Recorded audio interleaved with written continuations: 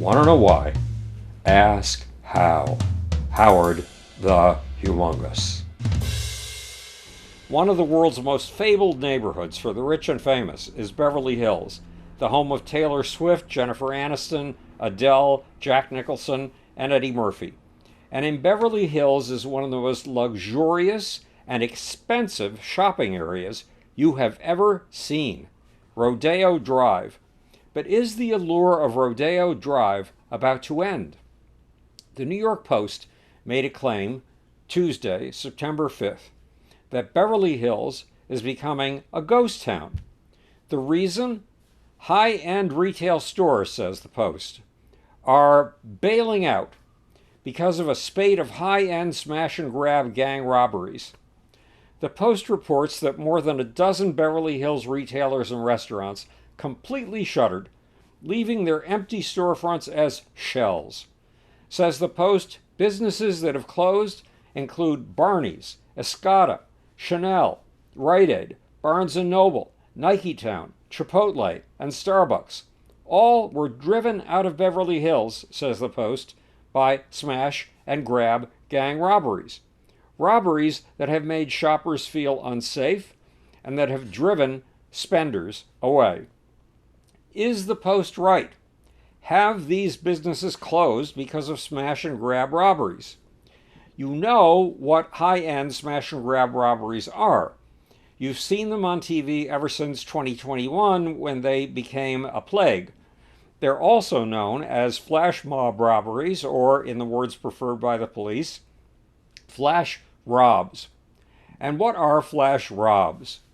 They're highly organized affairs with careful advance planning, up to a dozen getaway cars, cars rented under false names and equipped with false license plates, carefully scoped out getaway routes, stealth recruitment on social media of 10 to 80 gang members per heist, including, as I said, gang members, high schoolers, and homeless people, all of whom have been offered $100 apiece, and lots of TikTok videos after the fact.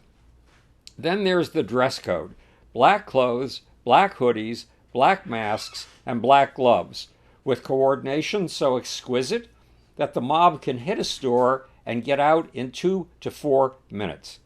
One group even did a pre-flash rob at a Home Depot to steal hammers, wrenches, and crowbars for a bigger robbery yet to come.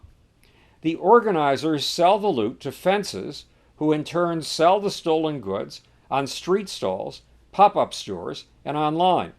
Some of the stolen items are high-end goods like Louis Vuitton handbags, and some are surprisingly mundane, but hard to trace and easy to sell goods, like Tide, cosmetics, baby formula, and even painkillers and vitamins.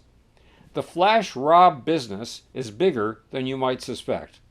The latest National Retail Security Survey says that organized retail crime generated losses of roughly $45 billion in 2021. All of this takes organization. Who are the organizers? No one in law enforcement seems to know. But after a string of flash mob robs in August, LA Mayor Karen Bass announced the creation of a multi-agency organized retail crimes task force to stop the pillage. That task force made 15 arrests in its first 10 days.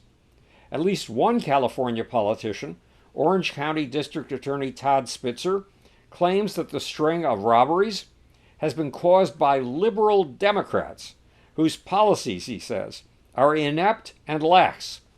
The LA Times disagrees. It says that LA's smash and grab robberies are terrible, but not spurred by criminal justice reform. Much, much farther on the political left, Christopher Olney of MarketMadness.com claims that these robberies are manifestations of the class warfare that Karl Marx predicted would cause violent revolutions and would overthrow capitalism. Flash and grab gang robberies are caused, Olney says, by growing inequality. And there is no question that the robbers are far poorer than the shoppers who buy Vuitton, Gucci, and Chanel. But is this the beginning of an armed insurrection of the poor against the rich? I seriously doubt it. The bottom line is that humans are social. We work in groups, and when we are led by clever, determined, and persistent leaders who see an opportunity and pursue it, we can accomplish amazing things, including criminal things, like the January 6th mob that smashed windows at the Capitol under the leadership of former President Donald Trump, the most famous flash stampede organizer of our time. Now our job is to find the flash mob leaders organizing attacks on retail stores and to jail them. This is Howard Bloom speaking to you from the future. It's your job and my job to make. Or, want to know why? Ask how. And now for the off button.